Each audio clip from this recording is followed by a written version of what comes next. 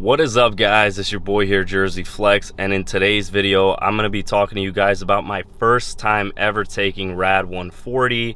I know that this is a video that a lot of you guys kind of want to watch just because a lot of people out there have some curiosity on taking RAD140, so I figured it's my job here on YouTube to let you guys know all the ins and outs of these compounds and basically just inform you guys what my overall overview and opinion is on these things.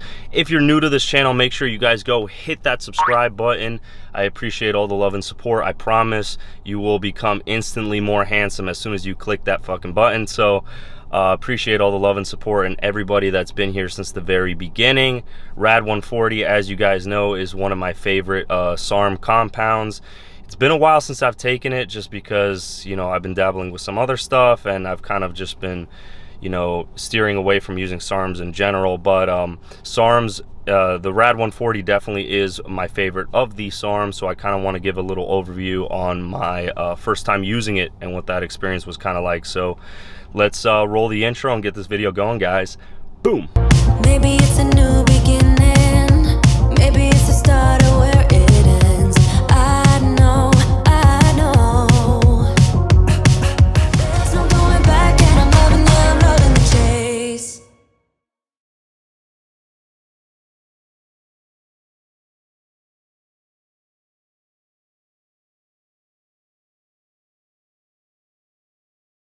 What's up? Welcome back to the video, guys. So as you guys saw from that little like intro presentation that I kind of made for you guys, I'm not a doctor, I'm not a medical professional, and in no way, shape, or form am I diagnosing, prescribing, or recommending the usage of anything in this video. I'm strictly a gym bro, and this video is strictly made for educational and entertainment purposes only. So if you guys are willing to try anything in this video, please seek the attention of an actual medical professional and do not go by anything I say in this video strictly for entertainment. So let's kind of discuss the first time I took RAD140. This is like a couple months back we're talking here. I decided to kind of dabble with something, take a little bit of an unnatural route. I kind of plateaued as a natural athlete and I kind of wanted to get a little bit more gains, dealing with something that will increase anabolic activity in my body, and that's when I came across RAD140. I had a guy that was one of my buddies. He was kind of just selling supplements and he was selling, you know, SARMs, and I said, hey man, I'm kind of interested in this. I could use a little bit of an extra kick in the gym. So he steered me towards using RAD140, and the dosage that I was taking was 10 milligrams a day just to start off with. The max dose was 20 megs a day. It came in a little milliliter dropper, so I'd just shake the vial and, you know, drop it sublingually. I gotta say the first week was a little bit slow. I noticed some gains. You know, I did get some really good pumps in the gym starting off that first week, but it was kind of just like a really intense pre-workout type of thing. It wasn't really until week number 2 and 3 that I really started feeling like I was constantly, like, you know, erect for lack of better words. You know, my muscles were constantly engorged with glycogen. I was glycogen loaded. I was getting really good pumps in the gym, and I noticed my strength increasing drastically. So one of the things, guys, that you guys got to know about RAD140 is that it's going to increase your bone density. It's going to increase your muscle tissue repair. So you're going to be building muscle at a much faster rate than you would have naturally. That is one of the biggest things that RAD140 does offer for you guys. So I'm currently sitting here in the gym parking lot just sweating my brains out. So because it's Southwest Florida that I'm living in right now, and it's pretty damn hot. That's just completely off topic, but yeah, one of the things I could recommend with RAD140 definitely is to make sure that you take your liver supports.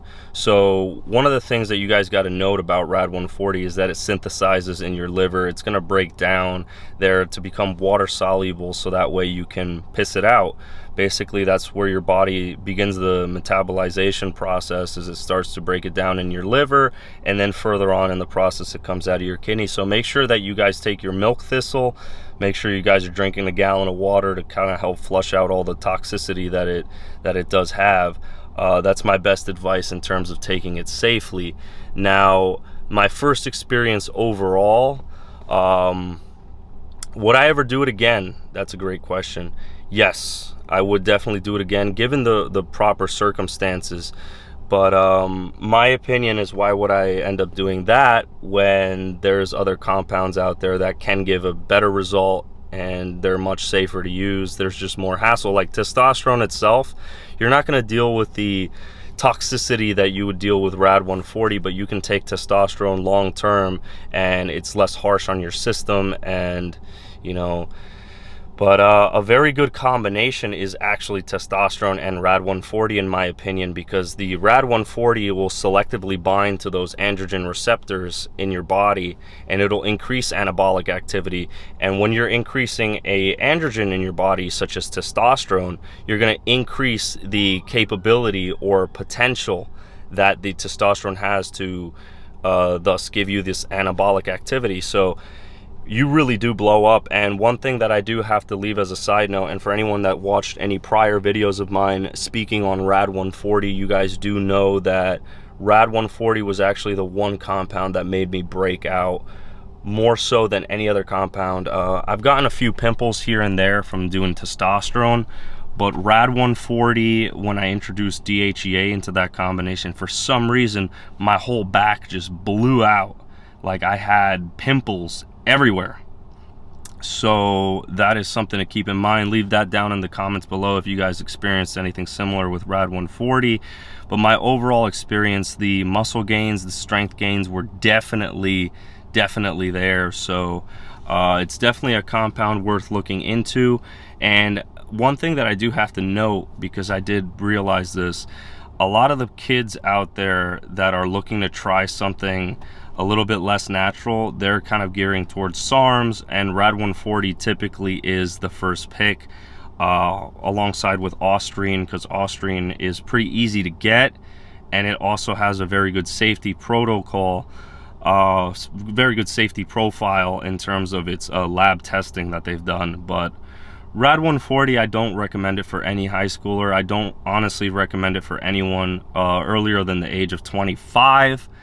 And being that it's YouTube, I'm not telling anyone to take it. I'm just saying, if I were to say an age that it would be somewhat okay, would be probably 25 and older, just because you're dealing with your hormone levels and stuff like that, and it can also suppress you. But my overall experience, my overall review of the first time I ever took it was that it took about 2 to 3 weeks to set in. I noticed some strength and muscle gains, and most of the gains were maintained afterwards, because I kept a pretty good diet post-cycle, and it was a pretty good experience, and it kind of was an eye-opener to what your body can achieve given the right diet, the right workout routine, and when you introduce something that'll increase anabolic activity. So it's definitely something worth looking into, but keep in mind the side effects are the same as you would with anabolic steroids, so you can't really overlook that part. So hope you guys enjoyed this video. Make sure you guys hit that subscribe button, and I'll see you guys in the next one.